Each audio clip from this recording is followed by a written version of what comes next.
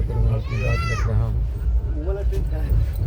आप जानते हैं कि राज्य में 4500 पदों पर कम्युनिटी हेल्थ अफसर की बहाली आ गई है। ये अपने आप में बड़ी बहाली है। पहले भी जो है सो इस पर बहालियाँ आई थी और रद्द हो गई थी क्योंकि उसमें एग्ज़ाम में धांधली हुई थी। रवि भूषण नाम के एक शख्स के द्वारा तो बड़ी भारी धांधली हुई थी, बहुत ज़्यादा। ये न्यूज़ वायरल हुआ था। सेंटर पर कई दलाल पकड़ाए हुए थे और ऐसे में इस एग्ज़ाम को कैंसिल कर दिया गया। जो कंपनी एग्ज़ाम कंडक्ट कर रही थी उसको ब्लैक लिस्टेड कर दिया।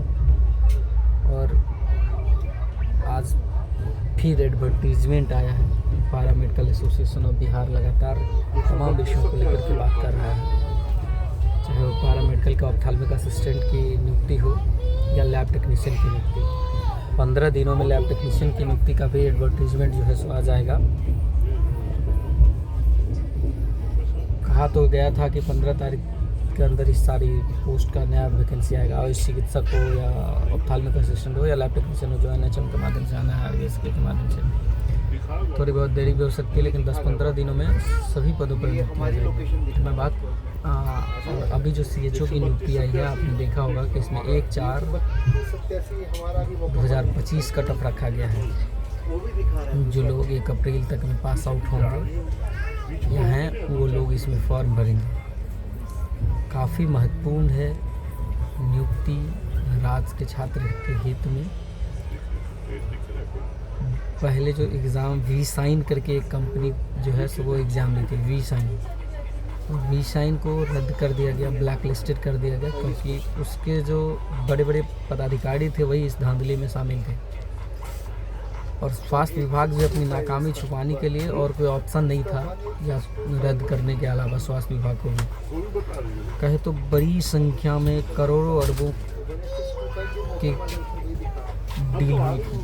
जो चीज़ें सामने आई थी मीडिया में, कई चैनलों में देखने को मिली थी, ये बहुत बड़ी धांधली थी नियुक्ति के हिसाब से, जो नहीं होना चाहिए था, फिर भी हुई। और इस धांधली का अधिकतर मेरिटोरियस स्टूडेंट शिकार हुए, जिन लोगों को उम्मीदें था कि हमको जनवरी में, जैसा सरकार कह रही थी कि सरकार के अधिकारी कह रहे थे कि 17 जनवरी को ज्वाइनिंग होगा, ऐसे में उन लोगों की उम्मीदों पर पानी फिर गया।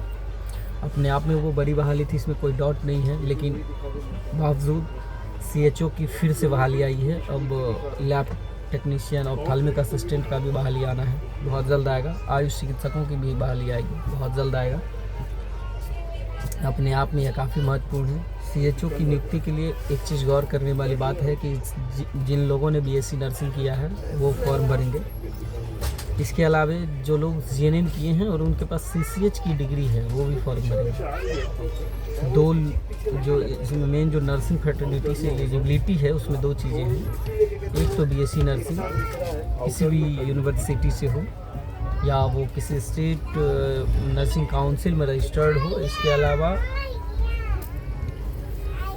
इसके अलावा जो है सो GNM किया हुआ हो और GNM के साथ साथ उनको CCH की डिग्री हो